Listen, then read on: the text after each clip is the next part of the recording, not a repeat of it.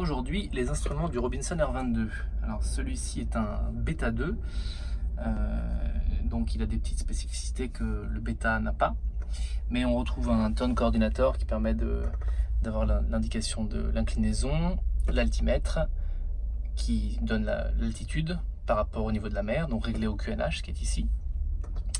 Ici nous avons l'horizon artificiel qui permet de connaître la situation de l'hélicoptère et son degré d'assiette, l'anémomètre qui indique la vitesse en nœud, les tachymètres qui nous donnent les tours moteurs et les tours rotors, l'idée étant de garder les deux aiguilles dans la plage verte qui se trouve ici.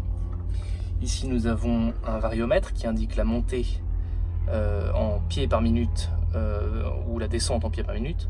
Ici nous avons le VOR qui permet de naviguer avec les balises VOR qui sont un peu partout dans le territoire. Nous avons un conservateur de cap et ici la pression d'admission qui est grosso modo la puissance disponible du moteur. Donc en général on ne dépasse pas 24,5, en tout cas pas pour plus de 5 minutes. Ici nous avons la réchauffe carbu. La réchauffe carbu, c'est un prélèvement d'air chaud pour empêcher l'air qui rentre dans le carburateur de givrer, qui se contrôle avec cette petite tirette. Alors sur le Beta 2, c'est semi-automatique. Quand on baisse le pas général, ça monte.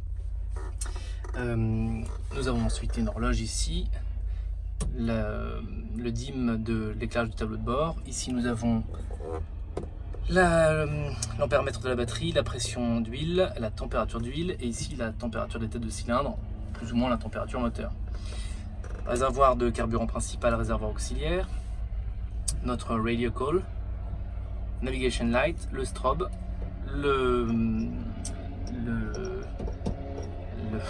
je n'y arrive pas, le clutch, l'embrayage qui permet d'accrocher le rotor au moteur, l'alternateur et le master batterie.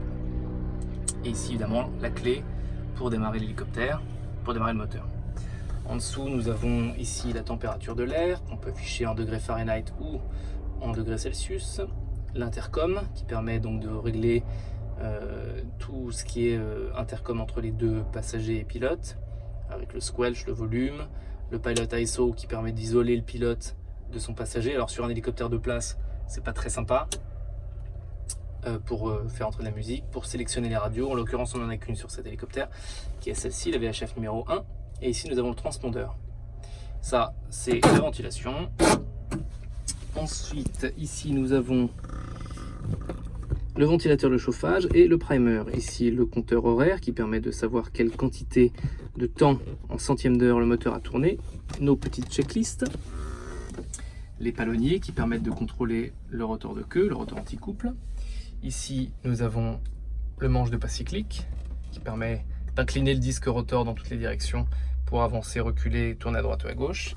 Et ici, le manche de pas général qui permet de faire monter ou de faire descendre l'hélicoptère. D'ailleurs, on voit très bien la corrélation avec la réchauffe carbu, avec ici la poignée des gaz, qu'a priori on ne touche pas parce que nous avons un governor ici qui gère les tours moteurs à notre place. Voilà, avec les petites frictions évidemment. Les commandes elles sont facilement détachables pour quand on a un instructeur, tout s'enlève. Voilà, et en haut nous avons évidemment nos voyants d'alarme qui nous indiquent les petits problèmes qui peuvent arriver en vol. Ah oui, et la petite balise de détresse qui se trouve ici. Voilà, et enfin pour terminer, les fusibles. C'est tout pour aujourd'hui.